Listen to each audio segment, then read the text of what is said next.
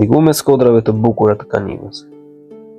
Aty ku sot zgjaten vi pas vije, u linde tokat, rije heshtur si një prag e shëruar me kohë. Shihet historia e një qyteti të madh dhe të lavdishëm. Quhej Amantia. Diku një qendër e fuqishme i lire, një qytet me mure, stadium, tempuj, gur të latuar e rrugë të shëndritshme në ndjellin e jugut. Sot ai qytet pothuajse nuk ekziston më. U zhduk. Sikur toka ta kishte gëllditur një natë të vetme, duke shndruar në një nga misteret më të mëdha arkeologjike të Shqipërisë. Dhe megjithse nuk u mbulua nga vulkani si Pompeja e famshme, njerëzit sot e quajnë Pompeja shqiptare. Sepse Amantia u zhduk me një të papritur, që ende nuk ka një përgjigje të qartë. Asnjë dorëshkrim nuk tregon sakt momentin kur ai qytet i gjallë u kthye në heshtje. Asnjë kronist nuk e shënon fatin e tij. Mbetën vetëm gurët, varet, amfiteatri dhe legjendat që ende qarkullojnë në përfshatrat e Kaninës. Rrëfimi i zhdukjes së Amantias nis shumë më herët, në shekujt kur fiset i lire të akaonëve dhe amantëve kontrollonin Bregdetin Adriatik. Qyteti ngrihej mbi një kodër strategjike, duke sunduar luginën dhe rrugët që lidheshin me Aulonën e lashtë. Sot Vlorën, në portat e tij hyje vetëm përmes një muri të gjerë e të lartë, që ngrihej si një mur i pamposhtur mbrojtës. Në majën e qytetit, tempujt i flisnin qiellit. Në fushën e poshtme, stadiumi priste garat. Disa i quajnë ndër më të vjetra në Ballkan. Por pavarësisht kësaj madhështie, Amantia nuk pati fatin e qyteteve që vazhduan të mbijetojnë kohës. Në shekujt pas pushtimit romak, qyteti filloi të humbiste ndikim. Rrugët tregtare lëvizën, portet e reja luizuan, dhe Amantia nisi të zbresë nga skena historisë. Por kjo rënje nuk mjafton. Edhe qytetet që zbehen mbeten. Amantia jo. Ajo thjesht u zhduk, duke lënë pas pyetje që ende sot marrin përgjigje të pasme. Arkeologët mendojnë se disa ngjarje të njëpasnjëshme e çuan në rënjen e saj. Tërmete të fuqishme që tronditën zonën në shekullin e 3 dhe të 4. Sulme barbare që përfshin gjithë Ilirinë në periudhën romake të vonë. Largimi i popullsisë drejt zonave më të sigurta e më të pasura, si Aulona.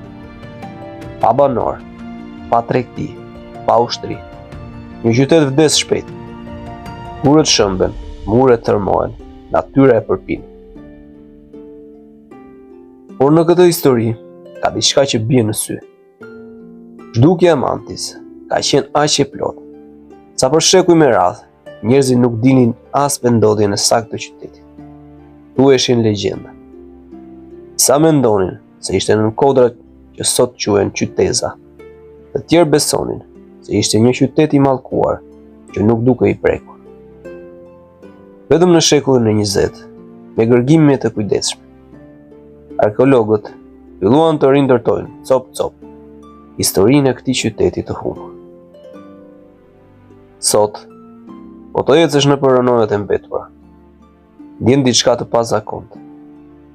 Shikon porton e gurit që ende qëndron. Shikon vendet ku dikur kanë qenë tempujt. Disa gur mbajnë shenja të skalitura me një bukuri që të lë pa fjalë. Studimi.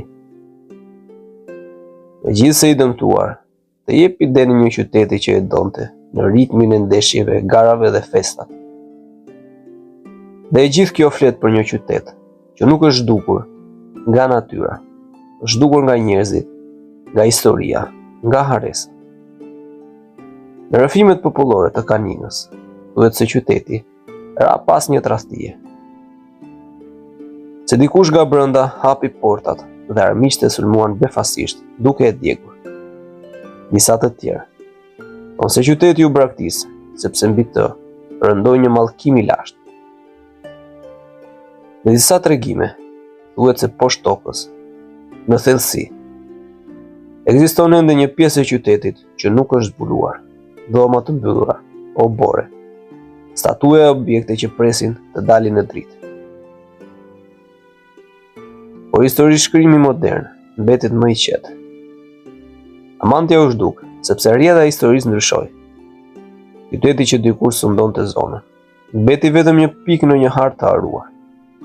Mungesa e shkrimeve, largësia nga Bregdeti, lëvizjet e popullsisë dhe ngjarjet e dhunshme të shekujve të trazuar, lanë pas një qytet fantazm. Kjo është arsyeja pse Amantia sot quhet Pompeja shqiptare. Jo sepse u mbulua nga hiri i ndonjë vulkan, por sepse koha e mbuloi në një heshtje të çuditshme, të plotë, të frikshme. Një heshtje që vetëm gërmimet dhe zërat e historianëve po përpiqen ta thyejnë. Dhe megjithatë, Amantia nuk është vetëm një qytet i zhdukur. Ajo është një dëshmi e fuqishme e asaj që ilirët kanë qenë.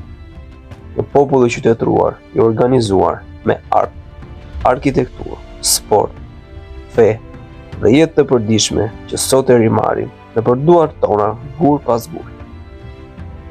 Çdo gërmim sjell një copë të së kaluarës, një fragment, që na tregon kush ishim, kush u bëm, dhe pse disa qytete zgjedhin të bien në heshtje. Amantia është një kujtesë se lavdia nuk garanton pavdekësi, se ngritja dhe rënja janë pjesë të gjithë qytetërimeve. Dhe se në çdo kodër shqiptare mund të fshihet një histori madhështore e haruar që pret të tregohet. Ashtu si Pompeja, që u ringjall kur zbulua, edhe Amantia sot po ngrihet ngadalë në kujtesën dot. Një qytet i heshtur, por i gjallë në çdo gur që ka mbetur.